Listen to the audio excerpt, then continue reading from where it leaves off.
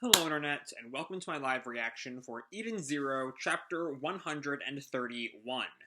When we last left our heroes, we kind of stepped away from the Eden Zero for most of the chapter to check in on Team Justice. We learned that Holy is not going to come out help out Justice, but Eraser and Jaguar are, two other members of the Interstellar.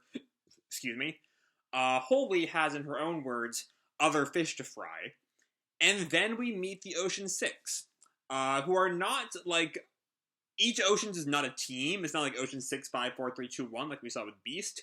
They're just six members of Poseidon Nero's, like, inner circle or whatever. Nero is deciding to let Shura handle the matter with Ziggy, which will surely end well. And then we quickly check back in on the Eden Zero, where we find out that one of Ziggy's big reasons for coming to Foresta in the first place was to stop Xenolith from teaching Shiki whatever he needs to defeat Ziggy. So we'll see how all that plays out going forward. For now, let's jump right on into Chapter 131, VRC. Maybe that's foreshadowing, like, Xenolith using some kind of VR system to train Shiki. We see here a picture of Shiki in some kind of suit, walking on like a ceiling in some, sci-fi metropolis place. We open with a flashback though, with Ziggy saying, "You have quite the knack for this, Shura, my boy." So we're seeing Shura's training as he's kind of flying around. Whoa, this is awesome! So this is what I can do with gravity. So this is a time seemingly before he was such a creep. But then he kind of lands on his face. Gah! And then he gets back up. "Teach me more, Ziggy." Ha ha ha. "If your father will allow it." And just then, Nero walks in. "Shura, leave us." And Shura looks back at him. "Yes, father." And Shura runs away. And then Ziggy looks over at him. "That is your son? He is clearly a member of another race. Like you would know, Ziggy. I mean, come on, man. That's your thing."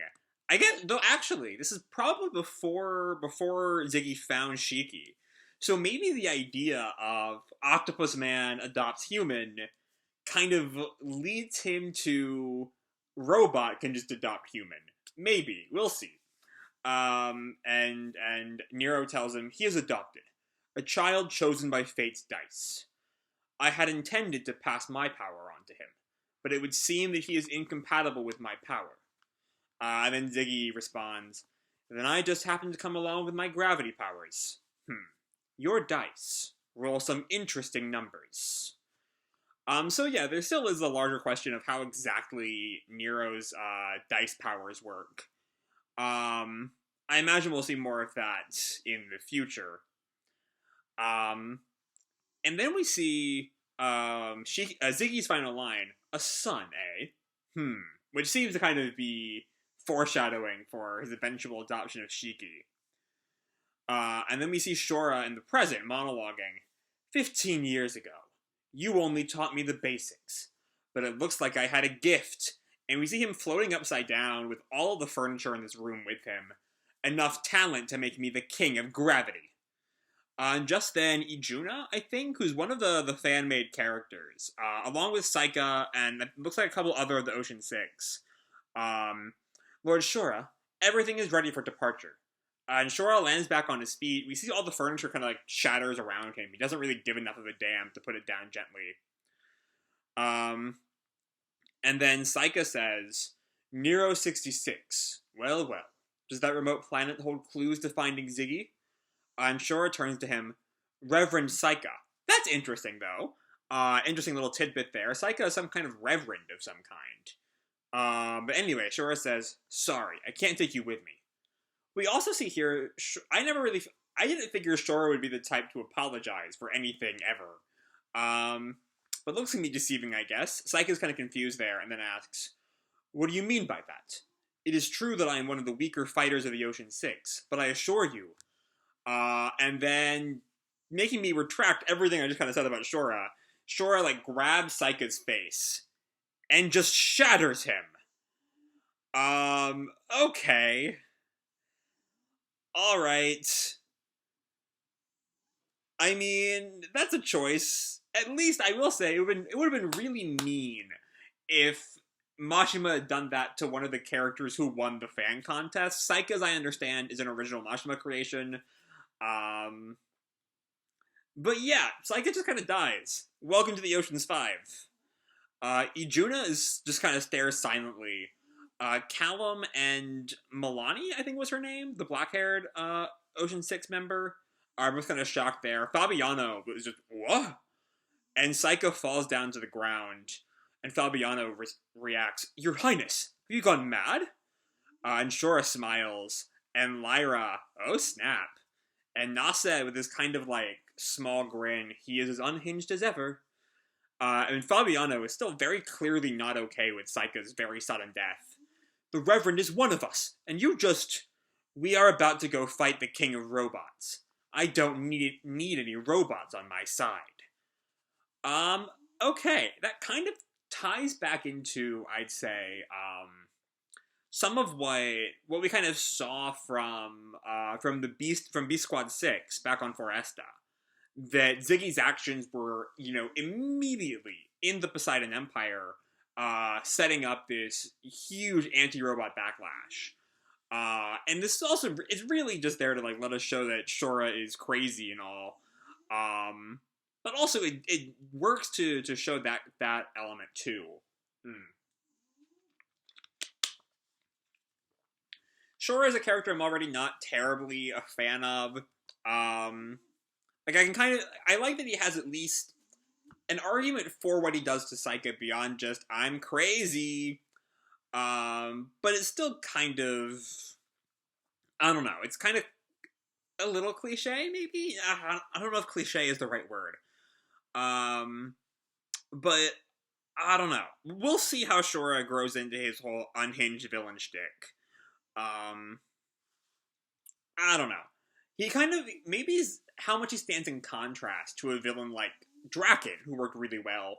Because Draken, never kills people unless there's a very explicit reason. I think the only person he kills is Spider or Jamala, whichever one was the real name, for dragging Draken's name through the mud. Whereas Shura, in contrast to that, and in contrast to his father, is much more trigger happy. And I think I'm just kind of, this is all a huge example of how I'm a much bigger fan of the kind of calmer, more specific types of villains than Shura's particular brand of unhingedness. Or at the very least, there's something about Shura's unhingedness that kind of rubs me the wrong way. Because there are unhinged villains I'm, really into. People like Haumea and Fire Force. So I'm still trying to work out what exactly it is about Shura that kind of just doesn't click for me. Maybe as we see him more, it'll kind of make more sense. Anyway, let's move on. We then come into above Foresta. So we are still on Foresta. Hopefully we'll get to see some of that social strife Rebecca alluded to back in 128 or 129. But we'll see. We see Shiki running along the wall in some kind of training chamber, it looks like. And Xenolith is chasing after him, on the opposite wall, I mean. Come now, can you go any faster than that? Shiki is just still screaming. And Wise, Rebecca, and Homura are all joining in, kind of. Wise is kind of angry. And why are we being dragged along for Shiki's training? And Rebecca, sometimes it's important to get some exercise.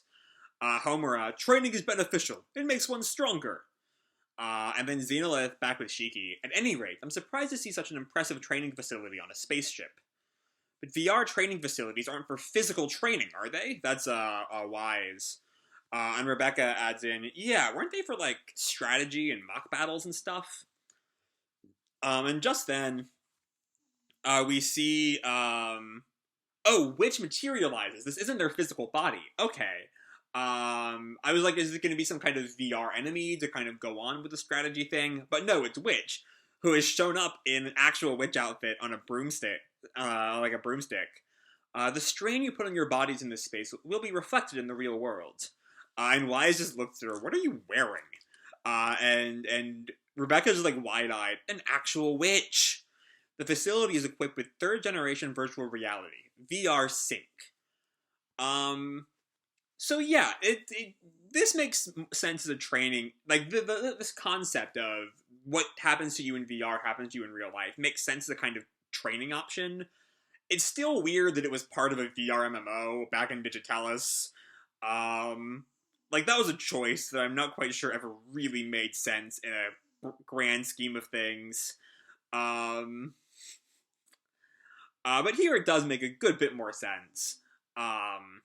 Assuming there are options to like keep you from dying in the VR game. And Hermit, back to make the exact reference I just made, it works the same way as Digitalis. And Sister chimes in, and don't you worry, I'm constantly monitoring your vitals. And then Xenolith says, 7 days is all the time I have left. I will use those 7 days to get you all into shape. Is Xenolith dying? Okay. And Shiki reacts, 7 days? I can get stronger in just 7 days? That's what you're focused on?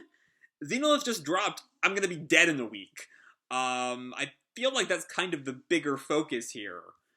But anyway, which adds, if we adjust the VR space's time settings, your bodies will interpret it as 35 days. And Xenolith adds in, with that much time, you should get somewhat better. And Happy and Pino adding the questions I just asked. But the thing about only having 7 days, what do you mean by that, sir? My scheduled maintenance is in 7 days. Oh, okay. That's not as big a thing. And Rebecca, just like a social game. And then we see Moscow, who's doing some kind of like, practicing his... What is the proper term for this? I called it the force palm in the past, but I'm not sure that's the right phrase. And this time, the maintenance is going to last a little longer. So I will train you in 7 days. Besides, depending on what Ziggy is plotting, we may not even have that long. And Shiki kind of thinks to himself, Grandpa. But for now, you run. Everything starts with basic physical fitness. And just then, Clean materializes in like a tracksuit to join in, and we see her very happy to be able to smile again. Me too. I'm training with you. And Wise kind of like stunned at her arrival. Clean? And Rebecca, huh? Are you sure you're ready for this? And she's like covering her mouth. Oh no, that smile is too cute. And Clean looks back at her. I'm fine. And then Sister comes in, says to the group, keep it to a light workout. But Wise notices that she's still wearing the hair clip. But that thing on your head. Oh, this? It's cute, so I still wear it. It's just a decoration now. That's an interesting little tidbit. That she's not so traumatized or not so upset about by everything that happened to her, that she's like unable to wear anything that reminds her of that time. She's still like, it's a sign of maturity, I'd say, that she can still wear the hair clip that is kind of a symbol of her emotional repression. Anyway, Clean says, you've all done so much for me, so I want to be a member of your crew, with my brother. And Rebecca and Homer are both like very happy about this. And Shiki, ever the Shiki, jumps back at her. A new friend! And just then, Chris materializes and like grabs Shiki by the head. Ugh! She said, a member of the crew. And Shiki, the most innocent smile on his face. But that means friend, right? And Chris smiles back. Not to the same degree, but like that's a grin of like, yeah, that means friend. And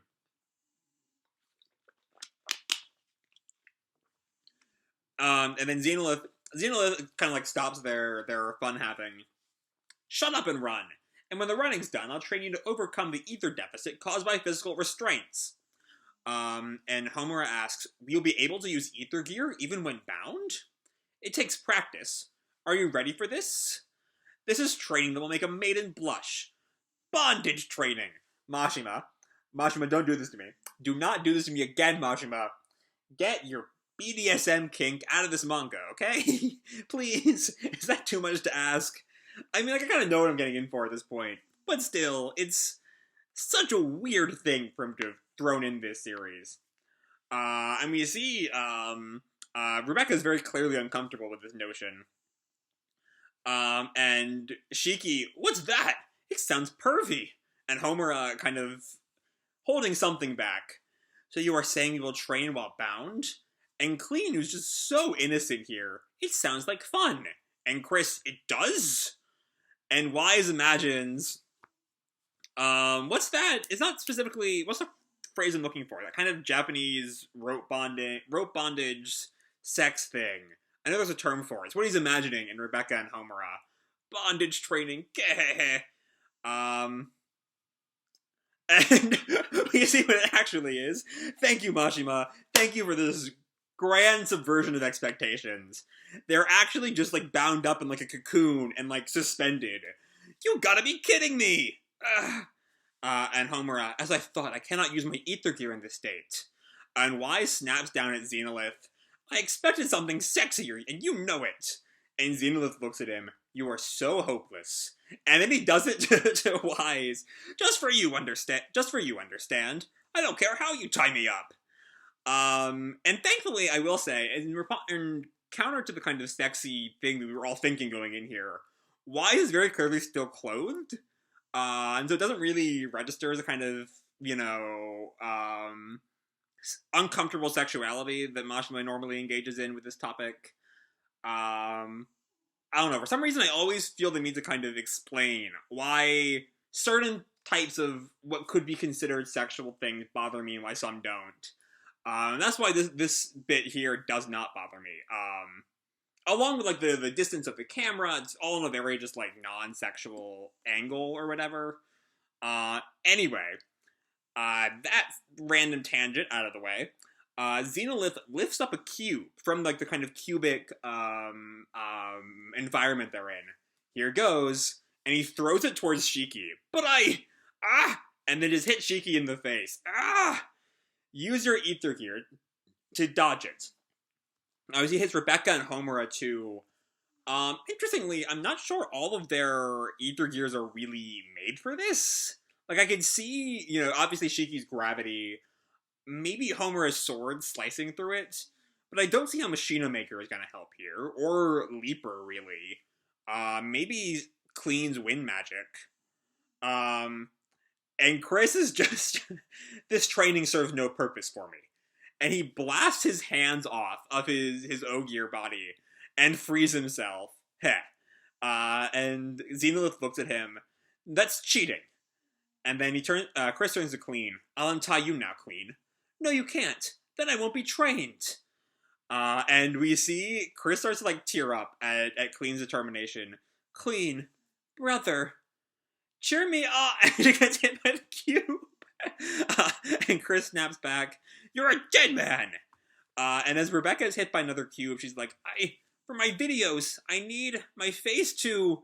and then Homer is hit again. This is quite arduous. Shiki's hit. Rah! Come on, Ether Gear. Activate, darn you! We see Happy and Pino cheering them on. You can do it! And just then Xenolith disappears? Or teleports or something?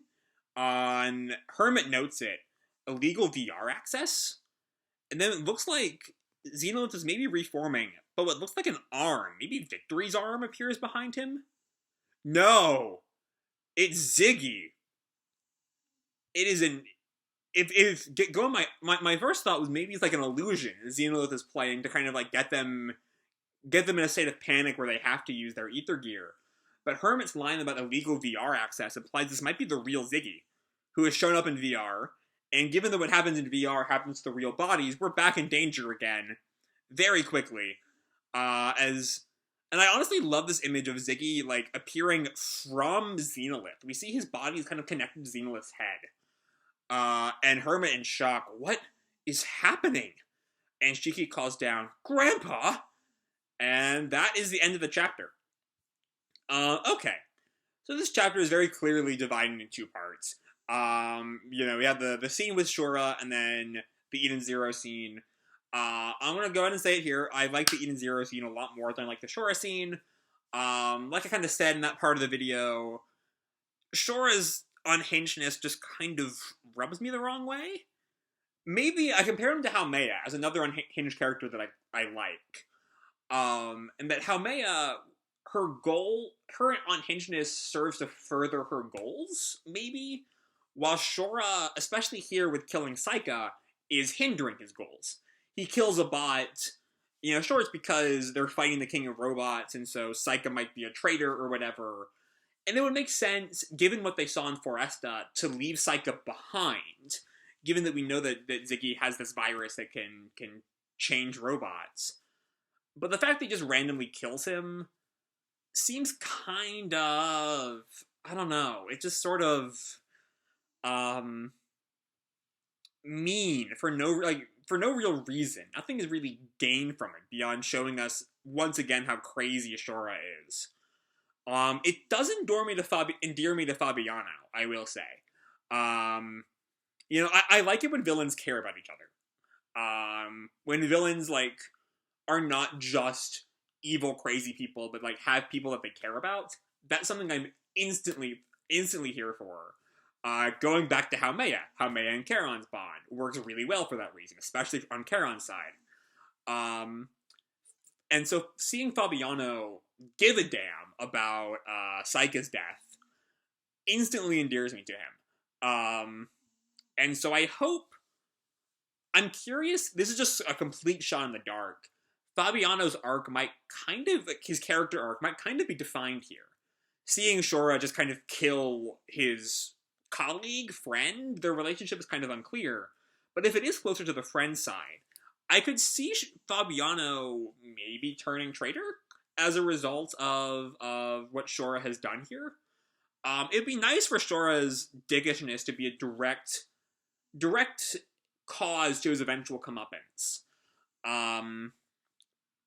Maybe. Again, this is very much speculation. I could be absurdly off base here. I've known Fabiano for like a chapter and a half. But yeah, that's kind of my thoughts of that scene going in. Shura's, maybe I'll like him more going forward, but for now, there's just something about him that does not work for me. The other four, besides Fabiano, we'll see as they are more active roles in the story. Fabiano's done a lot to endear me to him already. And then move to the Eden Zero, where I'd say the chapter is a lot better. It's funny. I love the reveal that what they think is going to be some sexy time is just, like, fully bound. In the kind of cocoon style binding they get in. I love Chris just kind of like, I don't care. I can just get out of this. Who gives a damn? I love Chris's smile. I don't know what page number it is, because Imgur doesn't have page numbers. But when Shiki is like, when Chris is, she said member of the crew, but that means friend, right? And Chris's smile meaning like he's very, very much starting to become a real member of the crew in a way that like Laguna is very much not being right now. So I'm down for that. And then of course we have that ending of Ziggy just showing up. And I mean, I guess it's possible that it's some trick Xenolith is doing, especially given that Ziggy seems to be forming from Xenolith, but I'm not so sure. Hermit's shock and about the illegal VR access, especially, makes me think there's a lot more maliciousness going on here. But yeah, this is a fun chapter. I don't know where we're going from here. I don't know how long this is going to be. Is this going to be like a quick little segue before we get to the next planet? Are we going to be in VR sync for a while? I don't know. And honestly, I'm excited to see what happens next. So yeah, I'm going to leave this video off here. Hope you all enjoyed the chapter and the video itself. If you did, feel free to drop me a like or subscribe, or, do whatever makes you happy, And remember, your life is your own, okay? Bye!